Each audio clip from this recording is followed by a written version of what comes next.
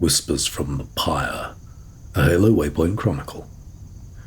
Historians note, Halo Whispers from the Pyre takes place at the end of May 2560, immediately following the death of War Chief Eshram at the hands of the Master Chief on Zeta Halo.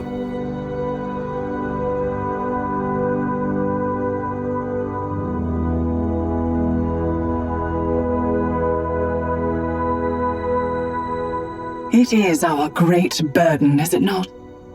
To guide the preservation of the galaxy, even to the ends of erasing it. Weapons of last resort, built by my makers many a millennia ago to stave off the great parasite. This ring is but one of 7, designed to preserve life, designed to destroy it. One of 7. But this ring is different. Reforged from the remains of an earlier effort, it possesses abilities not shared by its siblings. This ring has many secrets, some even worth dying for. Many in my place would see this charge as a burden, custodian of one of the galaxy's greatest marvels and greatest perils. I admit, I often found myself feeling out of place with others like me. The monitors of the other installations seem to share similar perspectives and experiences amongst each other, but I've always been an outcast among them, by both design and by birthright. A different type of caretaker for a very different type of ring. While 07's integral place within the array is most unquestionable, its history and original composition allow for far more direct applications. Applications invoked in order to uphold the mantle or betray it. The voice of Despondent Pyre, the elusive monitor of Installation 07, faded. Studymaster Char Yaham retracted his semicircular datapad and clacked his mandibles in satisfaction as he scrutinized the great stone ring artifact that lay before him. Wisps of mist-like blue energy would typically indicate it had clusters of fragmented data to access, wherein ghostly voices from the past would slough off their digital embalmment to offer a fractured testimony. But this particular arcane curio had now fallen dark and silent. Though this artifact appears to have been accessed recently, it still bore latent data streams that we were able to extract. Studymaster Yaham turned to Dak-Ra, a Kig-Yar skirmisher of a group known as the Mind Talon, with whom he had found himself partnered in their joint efforts to uncover the many ancient secrets of Zeta Halo. "More from Monitor," Dak-Ra said, running a hand through her plume of red feathers. "Curious mention of Off-Koran's past. Reforged, unique abilities and applications. Great prestige for us if we find." Yaham nodded in agreement. Installation 07, designated Off-Koran by the Banished and Zeta Halo by the Forerunners, had a fascinating history that they had only just scratched the surface of. Finding that history was one matter, but the process of interrogation and interpretation of data was another thing entirely. The Sangheili studymaster found that he was developing a fondness for Dak-Ra's company of late. He had come to understand that, like many Kig-Yar, she possessed a great drive for profit, but rather than seeking abundance in riches, profit for Dak-Ra meant accumulating knowledge. In the days of the Covenant, that had been largely the singular domain of the Sand Shayum, but within the Banished it was just one way of many that anybody could make themselves useful. The mystery of the stone ring totems was something that they had discovered within a lunar cycle of occupying Off-Koran, and both Studymaster Yaham and Dak-Ra were determined to be the first to discover the truth of these strange artifacts. It had taken little work to convince Battle Officer Zeratus to establish a dedicated research outpost in the local area. Yaham's gaze swept across the vast landscape of the ring. From his position, standing near the summit of an alpine mountain which had been split in two by the tyrant's recent rending of the ring, he and Dak-Ra had an excellent line of sight over many nearby landmarks. To the north, the ring's vista revealed an ocean of stars. Whenever the studymaster had looked into that abyss, attempting to trace the division between the dark of space and the azure sky, he had been moved to dizziness. At the farthest end of those suspended columns lay the silent auditorium, the site of the tyrant's immolation, which was still slowly reforming. Immediately northeast was a beacon tower that he had visited several day cycles ago, where his correspondence with Dakra had enabled him to translate excerpts of Despondent Pyre's data. From there, the winding roads travelled eastward, where rising stacks of hexagonal pillars, the building blocks of this installation's artificial landscape, led up to the outpost he had come to call home. "No response from Annex Ridge," Dakra squawked, having apparently attempted to contact the outpost through her native link while the studymaster surveyed the horizon. "That is concerning," Yaham said. Indeed, this whole sector felt emptier than it was supposed to be. Despite the supply crates strewn around the vicinity of the ring-shaped artifact, no allied banished forces had been here to meet them. "Have done all we can here. Should return to Annex Ridge. See progress on artifacts there." With nothing left to avail them in this location, the studymaster and skirmisher began their descent of the mountain. Further to the north, the towering form of an inactive Reformation spire loomed over another fractured island, where 3 gore-spike anti-air platforms lay in ruin. What exactly had happened to them, neither he nor the skirmisher knew, but it seemed that the remnants of the UNSC were suddenly growing bolder in their retaliatory strikes. Yaham pushed the feeling of concern to the back of his mind, for what also hung in the sky above were several dreadnoughts, including Ghost of Malkadir, which sat directly above their current position. Under the leadership of War Chief Esheram, the Banished owned this area of Oth-Koron. As the dirt-track road delivered them to the bottom of the mountain, they were met by the welcome sight of half a dozen Jirulhani warriors accompanying a half-laden war skiff. "Brothers," Yaham called out, unable to deny a feeling of relief at seeing them. "Greetings to you all. I am Studymaster Char Yaham of Annex Ridge, and this is my fellow researcher, Dakra of the Mind Talons." "Well met, Studymaster." One of the Jirulhani stepped forwards. "I am Evocus. Have you been ordered to redeploy with us too?" "We have not." The Sangheili fumbled a response to the unexpected query.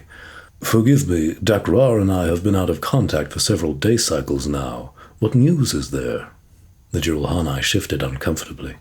"You have not heard?" Yaham and Dakra exchanged puzzled looks.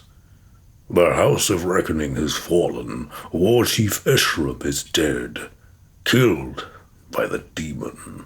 The studymaster splayed his mandibles, unable to comprehend the enormity of what he had just heard and its vast implications.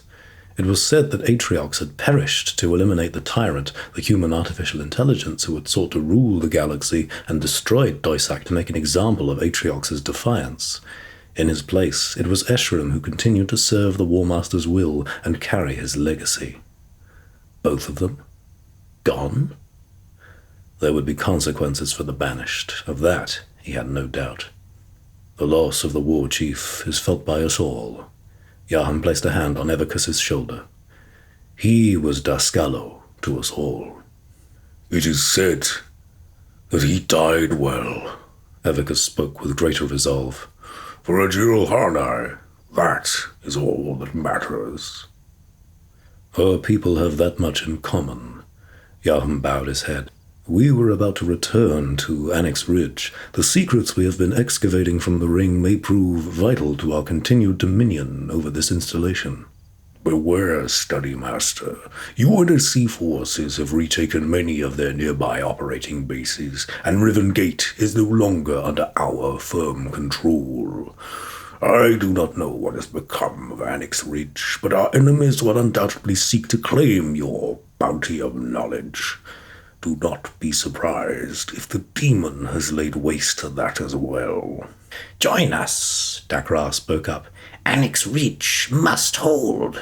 "Our orders come from Horatius himself. We are to redeploy to the Silent Auditorium immediately." As Evocus spoke, the unmistakable blare of a phantom's horn sounded over the hills. "We cannot come with you, but we can give you an opportunity to get back to Annex Ridge with speed." Evocus gestured to the war skiff. They would no longer need it. "Glory and spoils to your clan." Dakra beat a fist to her armored chest. "May we meet again in victory," Yaham concluded, but as he met Evocus's gaze it was clear that they both recognized the platitude. Where these Jirulhani were going, they would most certainly not meet again. Not in this life. Studymaster Yaham took up the driver's seat of the war skiff, and Dagrar entered the front-facing plasma cannon.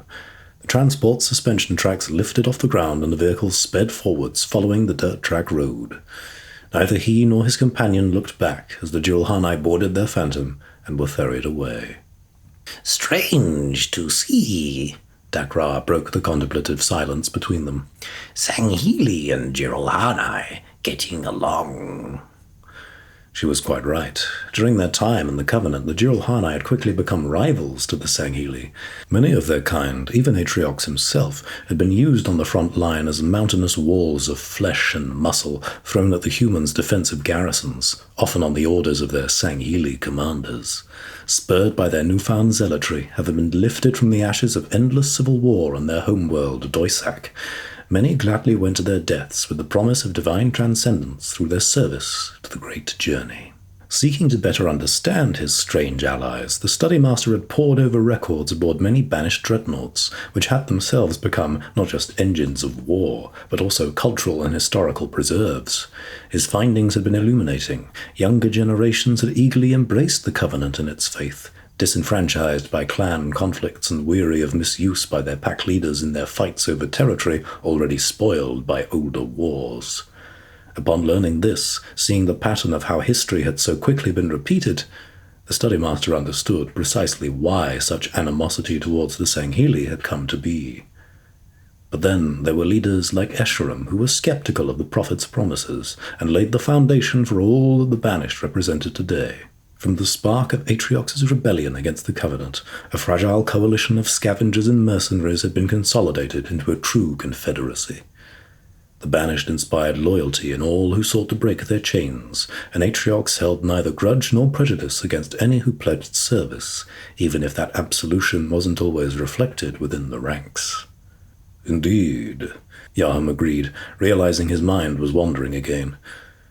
But our peoples have much in common. That, at least, is what the Banished has helped us to see, now that our days of servitude to the Covenant at last lie behind us.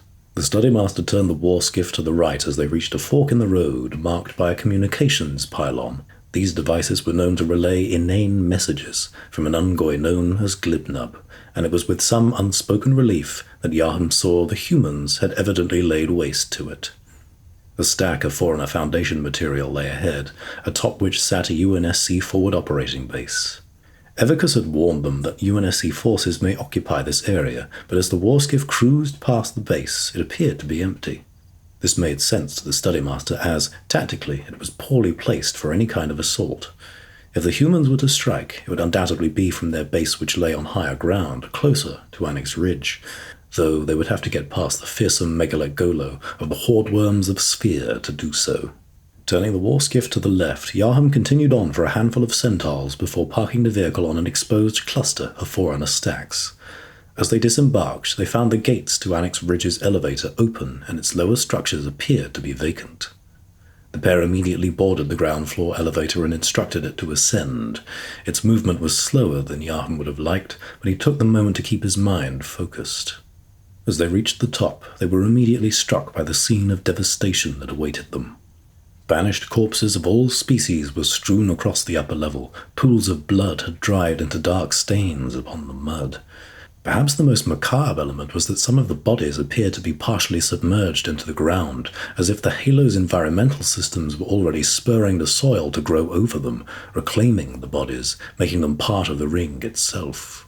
At the far end of the outpost, a siege hauler transport holding 2 stone ring artifacts lay in ruin next to a ruptured fuel silo that still burned with crackling fire. If what Evicus said is true, Studymaster Yaham exhaled as he and the skirmisher ran towards the craft on its landing pad, then this was perpetrated by one Spartan. All it takes, Dagrar concluded for him matter-of-factly. Then it seems Evicus was correct and we must be swift, Yaham said, resolve and purpose filling his voice. We do not know how much time we have before they turn their attentions back to this location. Its secrets are no doubt just as valuable to their kind as they are to us. They finally turned their attention to the lower pit of the outpost, where they were relieved to see that one of the circular stone fragments they had recovered appeared to be intact and was still held in place by anchor cables. Even better, it appeared to be active. Within its circumference, pale blue light seemed to vibrate, emanating a soft singing sound, clusters of data ready to spill forth and coalesce into something. Perhaps the presence of the demon activated the artifact, Yaham speculated. These totems are known to respond in more peculiar ways to their kind. Siphon data now, Dakra spoke with urgency. No time to waste. They jumped into the pit arena and marched up to the machinery that had been connected to the ring totem.